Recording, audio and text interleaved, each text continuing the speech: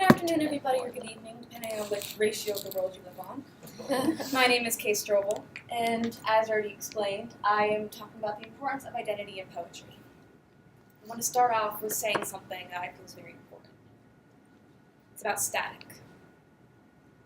Do you even hear me over the static of the blaring TV from your own mind? I considered how using poetry and more creative works can make us become more interpersonal with ourselves. That they always say that writing is a truer version of yourself. That's why people keep diaries or journals or write Instagram posts. Because they want to have a connection not only to other people but to themselves. People find themselves in the art that they make or the work that they do or the people they're with. I feel that if we use creative works as well as poetry in particular to connect ourselves, we are able to interlace our community more and not be as fearful of showing our own emotions. If it was normalized, we would be able to express ourselves in more equal ways and not be known as a poetry snob when trying to explain how you feel emotion can be. Just emotion. It becomes a lot more difficult when in later days of the world we have so much more definitions because of intersectionality. We have our race, sexuality, gender, nationality, political ideals, class, religion, ethnicity, physical ability, mental capacity, family relationships, and even more. There's so much you use to define yourself, but those are all societal constructs that were built around you that you use to define you. I personally compiled some self-written poems, some have been abbreviated for this presentation, of which are segmented into two types of poetry. The first one I have written for interpersonal poetry. Poetry I have written to find centering in myself, and to define myself using my own words. I think it's second set opinion. The second one is external relationship poetry, where I try to come up with an ideal or an idea to explain to people using poetry. You could say this is spoken word or with motivational poetry. Almost like short rants if you want to give it that idea.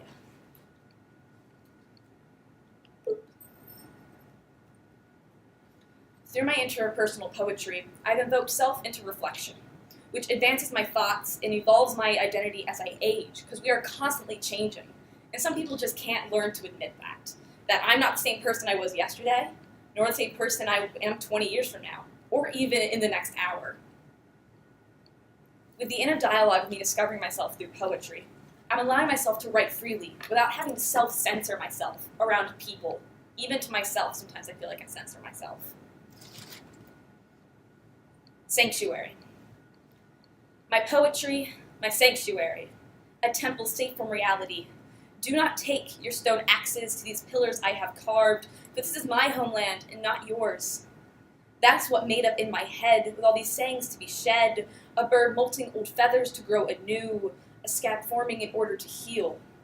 As this world rapes away my virginity, but not in the kind played out in back alleys or in a bed, but the ideas and thoughts and dark images running through the passages in my head. Have you seen these lines under my eyes? Have you seen how much I have tried, limping forward with both arms numb, trying to carry all I have done? Poetry is my sanctuary. It keeps me safe from losing my sanity, allowing my words to be spilled out on a page. It holds me close as I cry, and allows me to continue trying to fit my tiny sanctuary into this crazy reality. I love and loathe myself. I love myself. I love the way I loathe myself. I agree with you out there in the world and your opinions, even if it was wrong of me to listen. I love myself the way people love wearing wet socks all day. I love myself the way people love taking finals in May. I love myself the way people love scuffing their brand new shoes. I love the way people love the audience who gives them booze.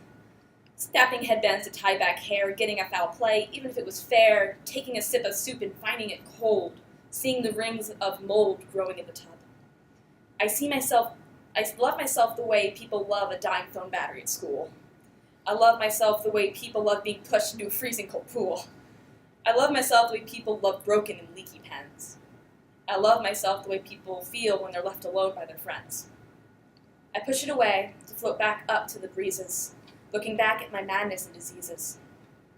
Some of those opinions may be fantasized, and the words I heard may have been twisted and reiterized. Where the bad I hear is truth to me, and the compliments you give are as bad as they can be. And I am sorry, because I can't accept your apologies. For we both know it's just me, the one-sided conflict which I am fighting myself because I don't want you to hurt yourself. I love myself in the way that I protect myself from the world, because if I threw myself out there, it would be absurd. It would fall down into chaos and anarchy and sadness. There'd be not a single lingering of true bliss. I don't mean to sound like I rule the world and am self-centered, but I keep myself censored. Because people take my words the wrong way and manipulate them back towards me, when all I want to do is isolate myself and let the world be. Because I would explain what it means to be me, but it's too confusing, you see, because I've read the dictionary and I can't remember if enough of the words describe me or not enough define me. There I go again, all about me, me, me. I just need to take this key and lock my mouth and my existence shut and my own vocal cords I could cut, so everything would stop and slow the people around me to say goodbye and that I am sorry for annoying them and taking up their important time with me and my questions and answers and worthless rhymes. Because I love myself the way you love ticks, the blood-suckling parasites that to your skin stick, staying even when you keep pulling, remaining like glue, never able to get rid of them until they've taken their full of you. I am that tick on your heart that you can't and won't get rid of, even though I'm still confused why so many people show me this love. For when I feel worthless and small and like nothing at all, you catch me in your arms as soon as I start to fall. I love myself the way people love poetry, complicated writing where explanations were never meant to be, where the answers are paired with parallel answers, and with entrancing performances where the reader becomes the actor. I love myself in a complicated way that cannot be expressed, except with drawings and words which come out sounding kind of depressed. Because I love myself in the way that I struggle with life, but I love myself in the way that I strive. Familiar strangers. Concrete scuffs my loafers, the same way as it always has scuffed my knees. I can romp and sputter, the aimless words for aimless people, in destined room for designated times, when the world was my office, and time was only told by the ripples in the pond, making decrees the land I would roam, to being changed, but all I have now is the change in my left-hand pocket, to get a bloated Twinkie just after 12. The snow flurries of paperwork, snowing me into a crippling chair. And before the war, it was a death sentence on education, a freeing right to run and cry as wolves into the frozen branches and brambles of the neighborhood woods, an excuse to be wild and cut away. It was there, and I was here, girl going underwater, with lilies on eyes and tadpoles swimming in her mouth. A world of dead animals and broken buildings, suffocating the air between her nostrils, with ethanol and nuclear gases. She walked among it as an empress. She ruled the creek. Vibrant as the cattail, she was pulled by the road and slapped by the concrete that once spurred here. She became me, placid skin used as out-of-stock paper, when we, as so many other people, choose to rape her away, because the world has no time for childish games. There are poems that I have written for myself, and as I wrote as a response to the world and what was happening around me, and to the peers that I wanted to give them an opinion while still talking to myself. This writing brings my poetry an inflection towards an ability to reflect on myself and my opinions to the world, and therefore connect these two separate ideals I have made for my poetry as one. L-O-V-E. L-O-V-E, love. Lust of virgin ecstasy. That's where it all begins. As the tormenting memories in my heart still ring, what starts as simple play metamorphosizes into an endless war every day. You form an ally, then you fall out, stringing up your people all about, noosed, pained, hanging from the trees, the smell of smoke suffocating the breeze. Over time, my small country has cracked, with every thought poor in living in shacks, my people enslaved, burned, and slaughtered. My heart was not something for you to barter. What was I? A piece of meat for you to butcher, something to neglect and never nurture. An empty bank left for you to act on theft, leaving me with nothing left. Going through love so many times is hell. Always on my emotions I dwell, because by now I should have learned that I don't need a man to make me strong, or just make me feel like I belong. I admit it, though, it really wears down your heart. It cracks, it splits, and stretches apart. So after so many battles and wars, it's them I keep falling for. But you see, the problem is with society. There's never a true heroine of her own story that rises to where she is without romance or love, without a perfect male model body behind her. I want a movie or a story about a girl which is strong on her own without a man even present. I need this story. I have had love lives in the past, and a grand one in the current state. But people think I'm only as strong as my counterpart, because we are all raised to be weak. Well, let me tell you, I won't follow the definition of strength as the strength of the men around me, because I am strong, and so is love. But we are both strong independently, and stronger when we are together. We are not defined by the strength of each other. You have to figure out love yourself. It may be hard, and don't let your heart sit on a shelf. It needs to be buffered and used and seen with such a broken gleam. I'm not sorry that it feels so good, yet hurts so bad. Because love, L-O-V-E, love, is longing of virtually everyone.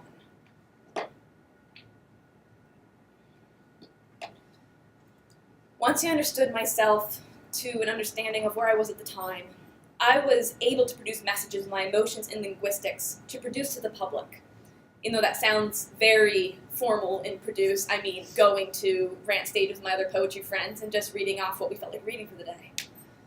But with these poetries, I learned that people can take the messages I give out and mix them with their own to find their own identities through what I write, and apply my thoughts to their own, not therefore making them like me, or making them think they have to be like me, making them feel they can build their own identity off of other people, as opposed to a full group of society, but off of individuals.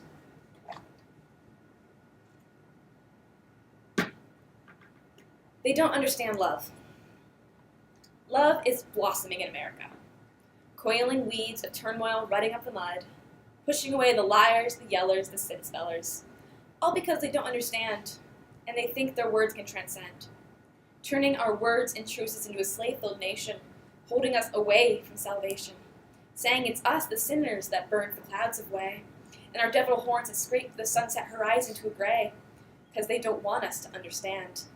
And they bring out their slogans like damn the gays, because they have nothing left to say to get our attention, blasting out falsified facts and faltered opinions, twisting out words like whips in their hands to force us to dance for the public appeal. But we keep walking on your coals.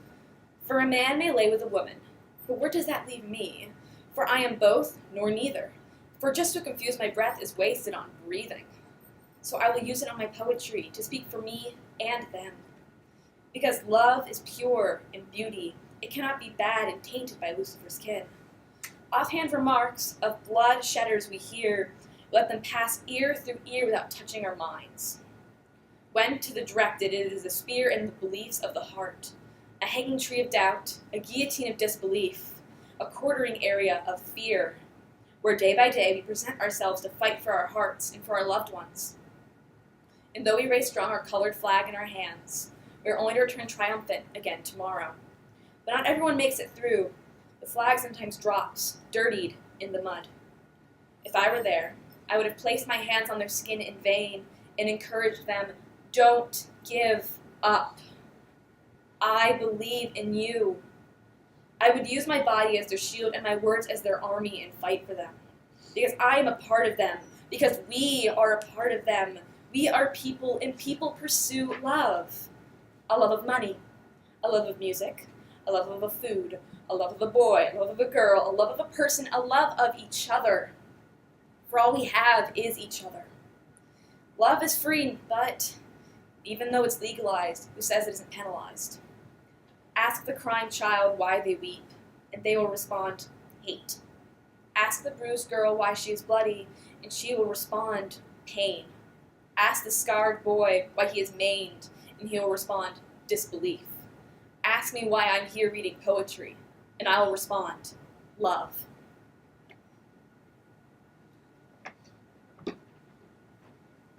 Chasm of lost treasure. One man's trash is another man's treasure. All of beauty and worth is held in the eyes of the beholder, without which the self-value of gold and diamonds lay more in the heart of the viewed than the mind that grows dark and withered. Living and passing the days away, counting and selling the copper of worth, to cover the limited self-expectancy, leaving all by shattered crystal tears, torn silken hearts, to love her. If only she jumps. The chains and ropes of people's words holding her in place as she dips over the edge of being displaced. All because her aspirations and doubts turned to knives and cut the chains to ropes. The ropes by lost dreams were skinned away to ribbons, the ribbons pulled taut into threads by the expectancy in herself. One day the string will snap, and she will fall. The lonely chair. I understand. Time is a human constitution for organization. A construct made of inevitability, time is a collar on my throat that gasps me short. I am left wanting more than I can chew. Time is ever present, its hands pushing me forward. As I understand, this is a necessity, but more a privilege of communication, made from the wonderments of people who had to sectionalize the parts of the universe to fit their own tiny interpretations and desires. Behind my teeth, a whining agony of redundancy calls to the subtle schedule that my feet follow.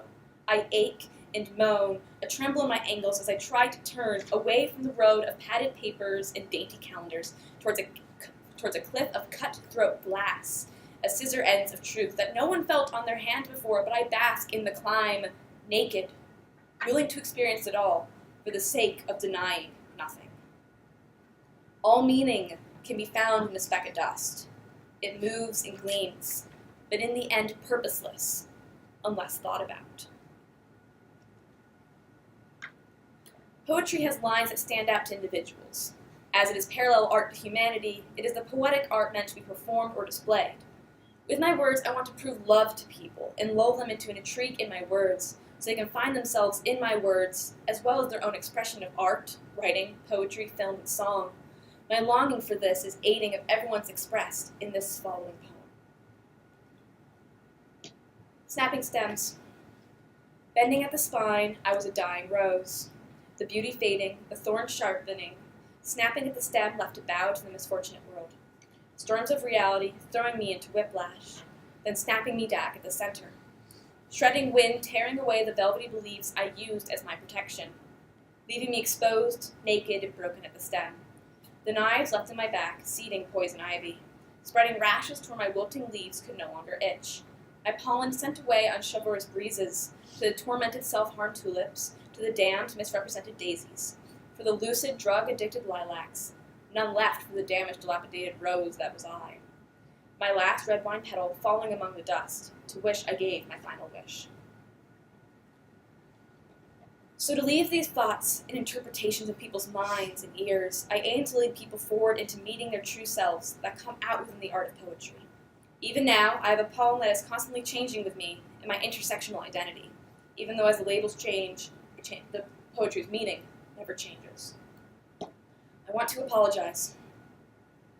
Not because I'm white, not because I'm in a female body, not because I'm polygender, not because I'm a feminist, not because I'm an omniist, not because I'm an ally, not because I'm educated, not because I have 3 meals a day, not because I can afford new shoes if I want them, not because I can say I'm protected and loved, not because I am privileged. I want to apologize because we are all human. We all make mistakes, and we all deserve an apology. Thank you.